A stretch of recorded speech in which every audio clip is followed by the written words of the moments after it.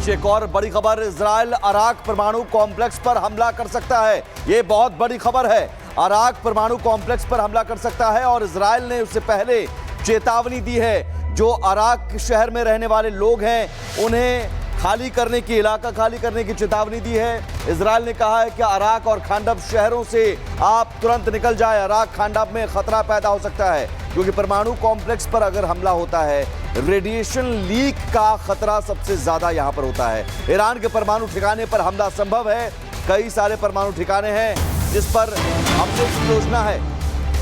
और इसी बीच एक और बड़ी खबर आपको बता दें, चीन ने 700 नागरिकों को एयरलिफ्ट किया है। इजराइल से सुरक्षित निकाले अपने 700 नागरिक के चीन के विदेश मंत्रालय का कहना है कि 700 से ज्यादा चीनी नागरिकों को सुरक्षित जगहों पर ले जाया गया है और 1000 से ज्यादा लोगों को निकाले जाने की प्रक्रिया चल रही है।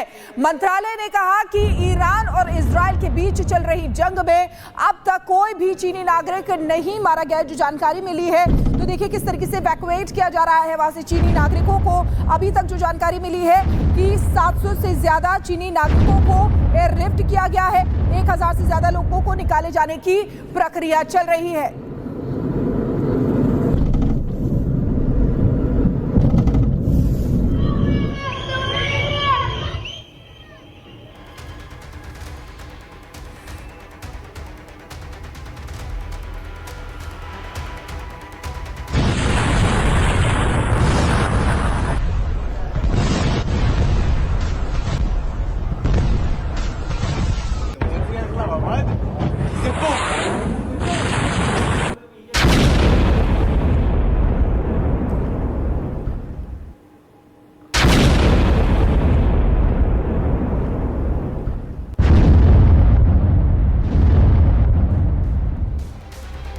तो मिडिल ईस्ट की हवा में बारूद की गंध है और आसमान में मिसाइलों की गूंज। इजराइल और ईरान के बीच छिड़ी जंग अब किसी एक मोर्चे पर नहीं, बल्कि जमीन, आसमान और कूटनीति तीनों मोर्चों पर लड़ी जा रही है। इजराइल ने ईरान के कई सैन्य ठिकानों को जमींदोज कर दिया है और नेतन्याहू ने साफ कर दिया है कि ये युद्ध ईरान के सुप्रीम लीडर खामनेई के खात्मे के बाद ही खत्म होगा। एक रिपोर्ट थी।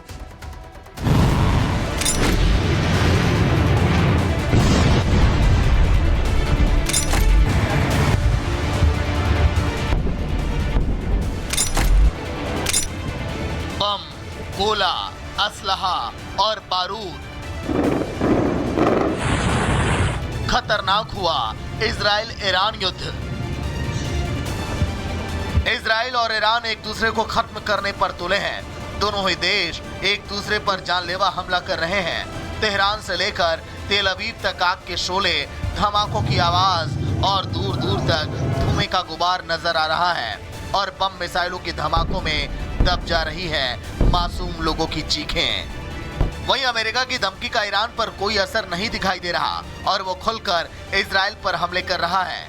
वहीं ईरान के सरेंडर नहीं करने के फैसले के बाद इजराइल ने अब आर पार की जंग अब शुरू कर दी है। जानकारी के मुताबिक बुधवार को इजरायली वायुसेना ने ईरान में भारी तबाही मचाई। 40 ठिकानों को हवाई हमले में तबाह कर दिया।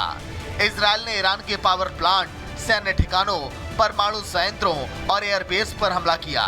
यही नहीं, इजरायली हमले में अब तक 20 ईरानी वैज्ञानिक और 14 सैन्य कमांडर मारे जा चुके हैं। ईरान में मची तबाही सैटेलाइट तस्वीरों में भी कैद हुई है। तस्वीरों में तबरीज मिसाइल बेस को भारी नुकसान होता नजर आ रहा है, जिसमें कम से कम 9 इमारतें और 2 सुरंग प्रवेश द्वार नष्ट हो गए हैं। इसके अलावा नतांज परमाणु संयंत्र को भी भारी नुकसान पहुंचा। तेहरान से लगभग 750 किलोमीटर पूर्व में मशहद हवाई अड्डे पर हुए हमलों के संभावित सबूत भी कैद हुए। एक बड़ा विमान नष्ट हुआ दिखाई दे रहा है। साफ है, इजरायली हमले में ईरान को भारी नुकसान हुआ है। इजराइल के एयर स्ट्राइक ने न सिर्फ ईरान के सैन्य और परमाणु ढांचों को तहस नहस कर दिया, बल्कि ईरान की सामरिक स्थिति को भी डमाडोल कर दिया। सैन्य ठिकानों पर हमले से बौखलाए ईरान ने इजराइल पर बड़े हमले की चेतावनी दी है। खामेनेई ने एक पोस्ट शेयर कर कहा कि हम आतंकवादी ज़ायोनिस्ट शासन को कड़ा जवाब देंगे। हम ज़ायोनीवादियों पर किसी भी तरह की दया नहीं दिखाएंगे। वहीं खामेनेई ने राष्ट्र को संबोधित करते हुए एक कड़ा और भावनात्मक संदेश दिया। खामेनेई ने कहा, ईरानी जनता अपने शहीदों के खून को कभी नहीं भूलेगी और देश की हवाई सीमा का उल्लंघन करने वालों को माफ नहीं किया जाएगा।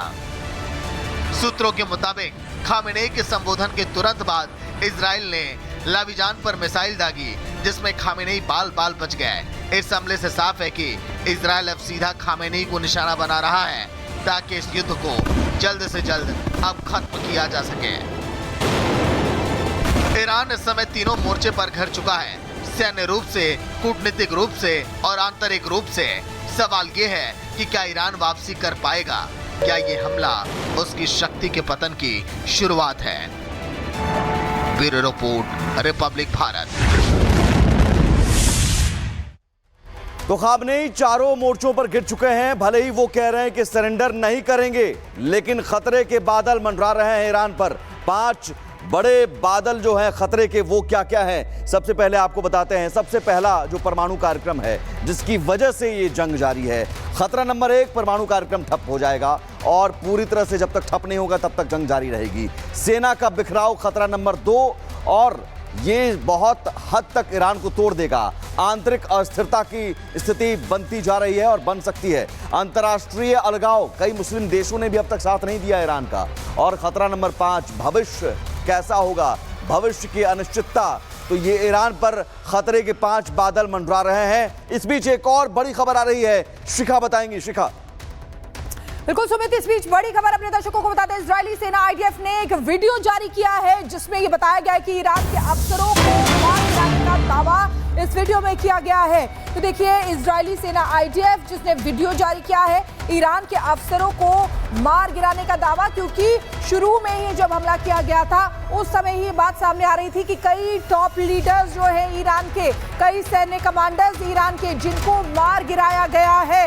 और अब ये वीडियो जारी किया है इजरायली सेना आईडीएफ ने, जिसमें ये बताया गया है कि ईरान, ये देखिए क्रॉस जो लगाया जा रहा है वो इसीलिए लगाया जा रहा है। मेहरोई, आलिम रजा मेहरोई, ये वो सेना का कमांडर है ईरान का, जिसको खत्म कर दिया गया है। और ये क्रॉस इसीलिए ही लगाया जा रहा है क्योंकि ये वो लीडर्स हैं, सैन्य कमांडर्स, जिनको खत्म किया गया है, मारा गया है, ढेर कर दिया है।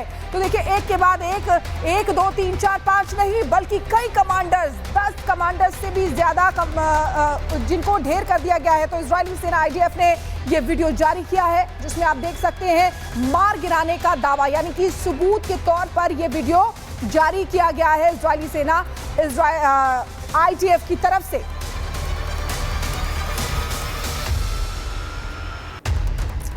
तो देखिए, ये वीडियो आपको बार बार दिखा रहे हैं कि किस तरीके से ये वो सैन्य कमांडर्स हैं जिनको ढेर कर दिया गया है।